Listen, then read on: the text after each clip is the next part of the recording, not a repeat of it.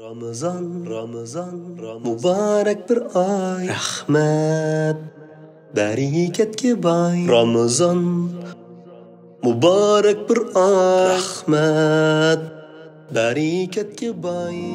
Ölüm barcha insonlar tarafidan e'tirof qilingan mutlaq haqiqatdir. Mayli kafir va yoki musulmon bo'lsin, har qanday odam hamon bir kuni o'zining bu fani hayot bilan xo'shlashib, boqiy olamga safar qilganligini biladi. Kafirlar bilan musulmonlar o'rtasidagi farq bo'lsa, musulmon bu hayotni vaqtliq bir imtihon maydoni deb biladi. Kafir bo'lsa, o'lim bilan hamma tugaydi deb xohlagancha yashaydi. To'limi afsuski, musulmonlar garchi bu hayotning oxirat hayotiga selishtirganda intayin qisqa ekanligini, hatto eng uzun umr ko'rgan odamning u dunyodagi bir kunning yarmichilikmi yaşamaydiganligini Allah Taalaning miqdaruhu 50.000 sana. O kunning uzunligi 50.000 yil degan so'zi orqali bu dunyo ko'zini yumib ochganda qisqa bir muddat yashaydiganligini bilsa-mu, g'aflatda qoladi. O'lim demak imtihon vaqti to'shdi demakdir. O'lim yaxshi amal qiladigan, Allohga ibodat qilib savobga erishadigan furstimizning tugishi demakdir. O'limdan keyin tavba qilish, Allohdan istig'for talab qilish fursatimiz bo'lmaydi. Shundaqla o'lim o qachon, qanday shaklda kelishi noma'lum, ushtum keladigan,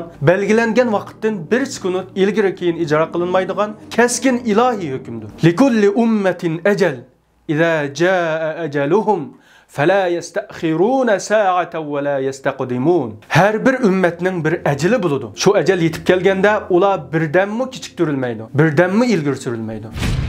Ölümni köp eslash g'ofil qalbni uyg'otadi. Allohdan yiroqlashib ketayotgan bandani sergitadi. Atrofimizdagi o'zimiz bilan teng, hatto o'zimizning kichiklarning ham o'lib ketayotganligiga nazar solish, o'zimizning ham o'lib ketadiganimizni ko'z oldimizga keltirish, bizning o'limga tayyorlik qilishimizga, gunohlarimizdan tavba qilishimizga, bu arzimas dunyoga emas, mangulik oxiratga ko'ngil bo'lishimizga turtki bo'ladi. Daqoq rahimahulloh mundaq deydi: Alloh o'limni ko'p eslagan kishiga tavbaga aldirash, qanoatchan qalb va ibodat qilishga jo'shqinlikdan iborat 3 xil narsani inom qiladi. O'limni eslash qalbni hushyor tutadi. Umar ibn Abdulaziz mundaq deydi: Agar o'limni eslashdan 1 soat to'xtab qolgan bo'lsam, qalbimni qasovat besib ketgan bo'ladi. İnsan özünün ölgəndən keyinki qəbirdə sual soruqlarına tatildigan, məhşər gündəki hesab meydanında Allah'ın huzurunda turğan halətlərini göz aldığı keltirgündə ibadətlərdə susluq qilishdən saqlana alaydı. İbrahim Teymi rahimehullah mundaq deydi: Mən özümni cənnətə kirib, cənnətning meyvələrindən yeyib, sularından içib, hörləri bilan bolğan halımni dozaqqa kirib, dozaqdakı zaqqum dərəxindən yeyib, yerin zərdablarını içib,